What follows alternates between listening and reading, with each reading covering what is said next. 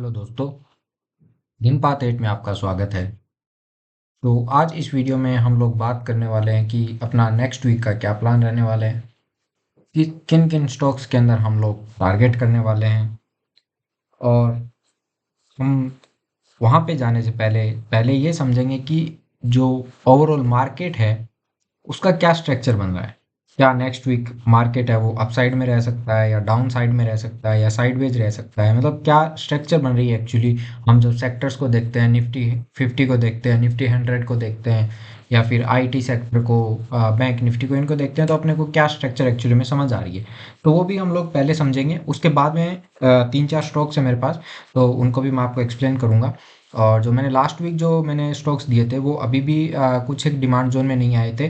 जाइडूस एक था जो डिमांड जोन में आया था और उसके अंदर मैंने पोजीशन बना रखी है, तो आप भी उनको उन उन स्टॉक्स को भी आप रडार पे अभी भी रख सकते हैं अगर वो आते हैं। तो मैं यहाँ पे अगर आपको कोई स्टॉक देता हूँ तो उसका मतलब ये नहीं होता है कि next week, just next week ये वाला जो स्टॉक्स हैं वो आ जाएंगे। हो सकता है वो 2-3 दिन लगा दें या फिर एक वीक एक्स्ट्रा लगा दें और उसके बाद में क्या है वो जोन के अंदर आए, तो उनको आप रडार पे रख सकते हैं। बाकी मेरे साथ टेलीग्राम पे जुड़ सकते हैं, जैसे ही कोई वो स्टॉक जैसे ही डिमांड जोन के अंदर आएगा तो मैं आपको वो भी बता दूंगा।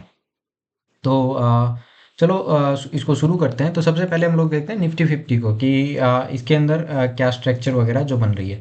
जैसे कि मैंने पिछले कुछ वीडियोस के अंदर मैंने आपको बताया है कि जो निफ्टी 50 है वो जो है एक क्वार्टरली के डिमांड जोन से अभी चल रहा है। क्वार्टरली के एक अच्छे डिमांड जोन से देखोगे, यहाँ से ये रिएक्ट हुआ था और कंप्लीटली अपसाइड में चला गया था। उसके बाद में अगर आप यहाँ पे देखोगे तो मैं एक बार के लिए ये सारी चीज़ें हटा देता हूँ। तो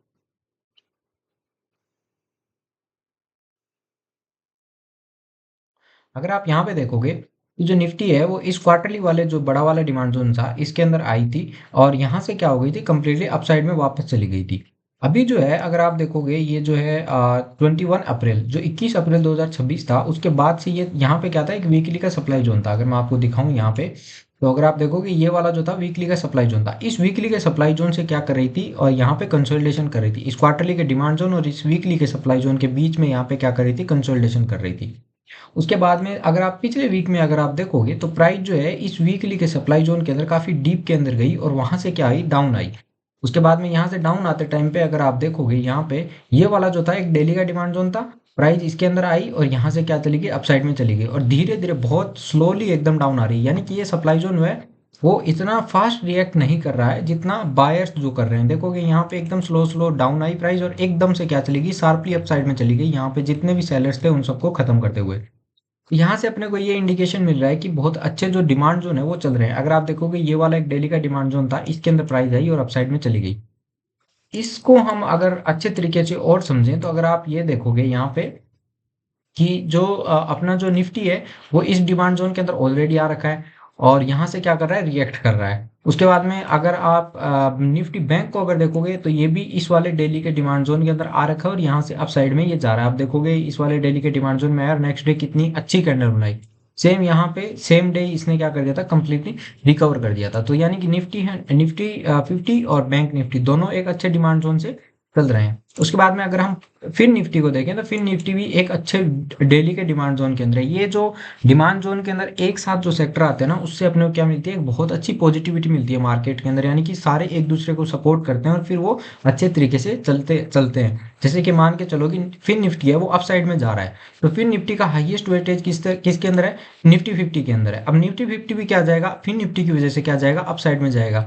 अब मान लो निफ्टी आईटी भी डिमांड जोन में आ गया, जैसे कि यहाँ पे अगर आप देखोगे 125 हो, या फिर ये डेली वाला मान लो कि यहाँ पे ये डेली का डिमांड जोन है, तो अगर ये भी डिमांड जोन में आ जाएगा तो ये भी अपसाइड में जाएगा। अब सोच के देखो कि निफ्टी फिर निफ्टी भी हाईएस्ट वेटेज है, निफ्टी निफ्टी आईटी भी हाईएस्ट वेटेज है निफ्टी 50 के अंदर। अगर ये दोनों अप जाएंगे तो निफ्टी 50 ऑटोमेटिकली अप जाएगा। और निफ्टी 50 भी अगर डिमांड जोन के अंदर आ गया तो उसको निफ्टी 50 का खुद का भी सपोर्ट मिलेगा, तो वो फिर और तेजी से अपसाइड में जाएगा।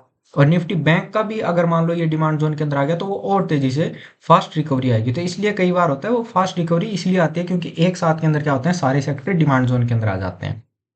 अब देखोगे आप जैसे कुछ और सेक्टर्स में बताऊं, निफ्टी फार्मा अभी किसी डिमांड जोन के अंदर नहीं है, लेकिन निफ्टी मेटल बहुत अच्छे इस वाले डिमांड जोन के अंदर आया था और वहां से क्या कर गया, कंप्लीटली रिकवर कर गया। इस वाले डेली के डिमांड जोन से ये कंप्लीटली यहाँ से क्या कर गया था, रिकवर कर गया था। उसके बाद निफ्टी ऑटो को अगर आप देखोगे तो ये वाला जो है यहाँ पे 125 मिनट के डिमांड जोन के अंदर आया था आप देखोगे इस वाले 125 मिनट के डिमांड जोन में आया और यहाँ से रिकवर कर गया था। निफ्टी पीएसयू बैंक भी क्या क्या धीरे धीरे आ रहा है इस वाले डिमांड जोन के अंदर। पहले उससे पहले ये यहाँ पे डेली टाइम फ्रेम का डिमांड जोन है, वहां पे आया था और यहाँ से रिकवर कर गया था। अभी 125 मिनट वाले में ये आ रहा है। और निफ्टी एफएमसीजी देखोगे तो यहाँ पे ये डेली टाइम फ्रेम का एक डिमांड जोन है जो कि काफी अच्छा है। आप देखोगे ये वाला एक बहुत अच्छा एक डेली टाइम फ्रेम का डिमांड जोन है। इसके अंदर आया और नेक्स्ट डे देखो कितनी शार्प रिकवरी आई। तो इस और फिर निफ्टी भी डिमांड जोन के अंदर है। निफ्टी एनर्जी भी डिमांड जोन के अंदर आ रहा है। ये वाले के अंदर उससे पहले क्या हुआ है, इसके अंदर प्राइस आई है और रिकवर कर गई है और अभी यहाँ पे प्राइस आ रही है। देखो बहुत धीरे धीरे प्राइस आ रही है। सेलिंग प्रेशर इतना नहीं है जितना बाइंग बाइंग प्रेशर ज्यादा है इनके अंदर। निफ्टी रियल्टी आप देखोगे तो ये ऑलरेडी इस वाले दिल्ली के डिमांड जोन के अंदर है, यहाँ पे आई है और रिकवर कर चुकी है। निफ्टी आईटी भी डिमांड जोन के अंदर आ रहा है।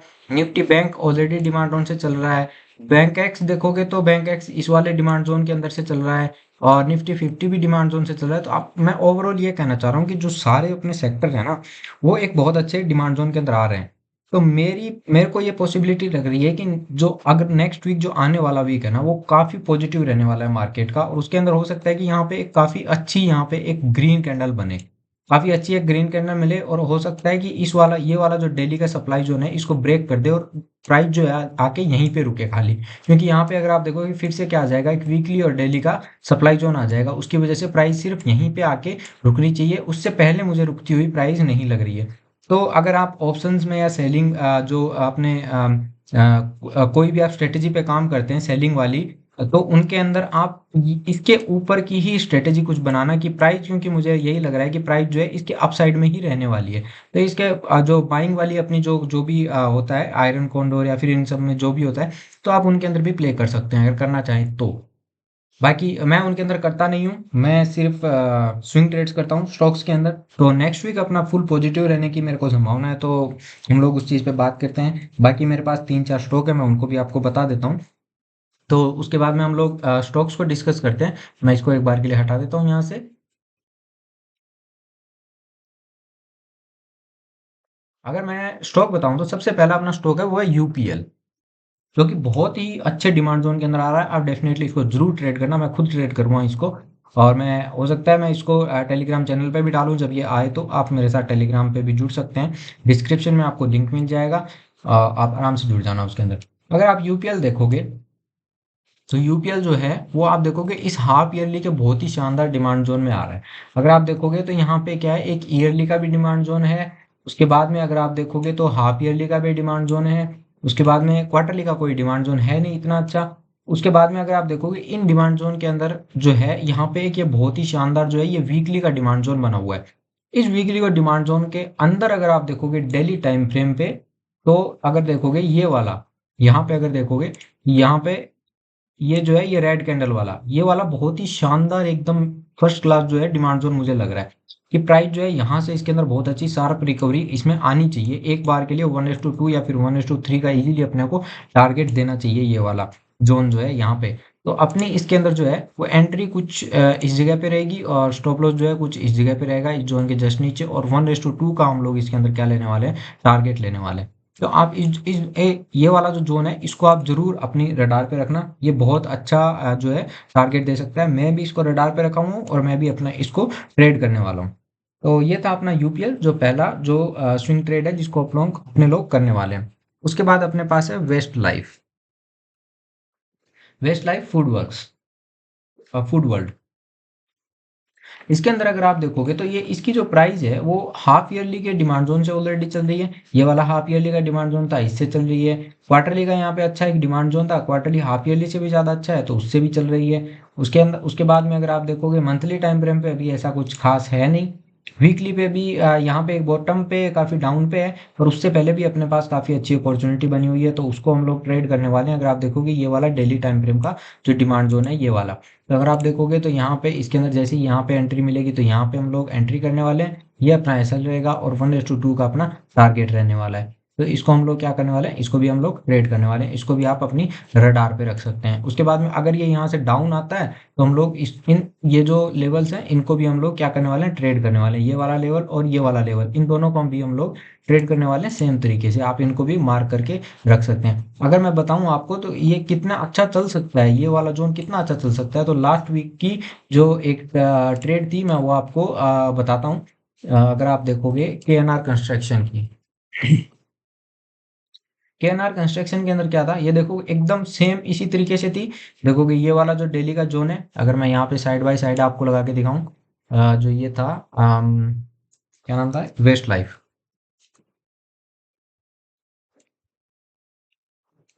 ये देखो इसके अंदर, इसके अंदर ये वाला जो जोन है और ये वाला जो जोन है, इन दोनों को आप करके देख लो जाए। यहाँ पे प्राइस आई है एग्जैक्टली, यहाँ कहीं पे अपना स्टॉप लॉस रहता और ये वाला 1:2, सेम डे 1:2 से भी ज्यादा का अपने को टारगेट देके गया है। उसी तरीके से सेम तरीके से ये वाला जो डेली का जोन है वेस्ट लाइफ के अंदर बना हुआ है। तो आप इसको और इसको कंपेयर करोगे तो ऑलमोस्ट सेम सा प्राइस एक्शन है। यहाँ से ये वाला जोन चला है तो हाई प्रोबेबिलिटी है कि ये वाला भी जोन चलेगा। ऑलमोस्ट सेम तरीके की इसकी अचीवमेंट वगैरह और सब कुछ इसमें क्या है, सेम ही है। तो आप ये जो है वेस्ट लाइफ वाले को आप अपनी रडार पे रख सकते हैं, इसमें कोई दिक्कत नहीं है। बाकी ये वाला जो है ये अपना सेकंड जो है डिमांड जोन और सेकंड अपनी अपॉर्चुनिटी यहाँ पे वेस्ट लाइफ के अंदर बन रही है। उसके बाद में हम लोग करने वाले हैं क्रम्पटन के अंदर। क्रम्पटन में मेरा लास्ट वीक में एसएल हो गया था। पर अपने अपने अगर देखोगे तो यहाँ पे ये जो नीचे मैंने मार्क कर रखा है ये डेली वाला जोन, इसको हम लोग ट्रेड करने वाले हैं। पिछले वीडियो में जो मैंने पीएनएल वाला वीडियो डाला था उसके अंदर मैंने इसको एक्सप्लेन किया है थोड़ा सा, आप उसमें भी समझ सकते हैं कि ये बड़े टाइम फ्रेम से चल रहा है और ये फॉलो अप ट्रेड हम करने वाले हैं। मैंने लास्ट वीक इसके अंदर मैंने एक ट्रेड बनाई थी जो मेरी स्टॉप लॉस हो गई थी, मैंने स्टॉप लॉस ले लिया था और इसका मैं अभी क्या कर रहा हूँ, वेट कर रहा हूँ। तो यहाँ कहीं पे हम एंट्री रखेंगे और यहाँ पे स्टॉप लॉस और 1:2 का हम लोग इसके अंदर इजीली टारगेट लेने वाले हैं, इसमें कोई दिक्कत नहीं है। उसके बाद में है ब्रिगेड वाला, ब्रिगेड इंटरप्राइज। ये तो और भी शानदार है, मेरे को काफी काफी शानदार ये वाला जो है ट्रेड लग रहा है। अगर आप देखोगे ब्रिगेड जो है वो ऑलमोस्ट ईयरली या हाफ ईयरली के डिमांड जोन से, ईयरली के हाफ ईयरली के थोड़े से बॉटम बॉटम में है। बाकी क्वार्टरली का आप देखोगे बहुत ही शानदार एकदम डिमांड जोन है, वहां से ये चल रहा है। उसके बाद में फॉलो अप पे देखोगे तो मंथली का एक डिमांड जोन इसने ऑलरेडी बना दिया है। और वीकली के डिमांड जोन पे आप देखोगे तो वीकली के डिमांड जोन इसमें ऑलरेडी काफी अच्छे तरीके से चल रहे हैं। अगर आप देखोगे तो यहाँ पे ये कुछ एक मान लो ये पूरा का पूरा एक डिमांड जोन मान के चलेंगे हम लोग। तो क्योंकि यहाँ पे क्या हुई है, कंप्लीट फाइट हुई है और यहाँ का रिजल्ट है वो बायर साइड के अंदर निकला था। तो अगर आप देखोगे प्राइस जो है इसके अंदर आई थी, ये रिएक्ट हो गई कंप्लीटली। फिर जो है ये एक डेली आप देखोगे वीकली का ये वाला डिमांड जोन बना, प्राइस इसके अंदर आई कंप्लीटली रिजेक्ट हो गई थी। अगर आप देखोगे उसके बाद में ये वाला वीकली का डिमांड जोन बना, प्राइस इसके अंदर आई कंप्लीटली रिजेक्ट हो गई। तो यहाँ पे क्या हो रहा है ना, बहुत अच्छे तरीके से जो वीकली और डेली के डिमांड जोन है वो अच्छे तरीके से चल रहे हैं। तो हम लोग क्या करने वाले हैं, उसी को ही फॉलो करने वाले हैं। कि अभी इसमें मुझे क्या लग रहा है ना कि प्राइस जो है अभी जैसे ये वाला फॉलो किया फिर ये वाला फॉलो किया, अभी यहाँ पे बना हुआ उसको फॉलो करेगी फिर ऊपर जाएगी, यहाँ पे कोई डिमांड जोन बन जाएगा, फिर प्राइस डाउन आएगी, इसको रिस्पेक्ट करेगी, फिर अप साइड में चली जाएगी, फिर यहाँ पे कोई डिमांड जोन बन जाएगा, फिर प्राइस डाउन आएगी यहाँ पे और फिर अप साइड में, ऐसी इसी तरीके से प्राइस अप डाउन करते हुए क्या जाएगी, अप साइड में जा सकती है इस स्टॉक के अंदर। मुझे ऐसे लग रहा है आने वाले टाइम में, और अच्छा अपने को रिटर्न भी मिल सकता है इसके अंदर।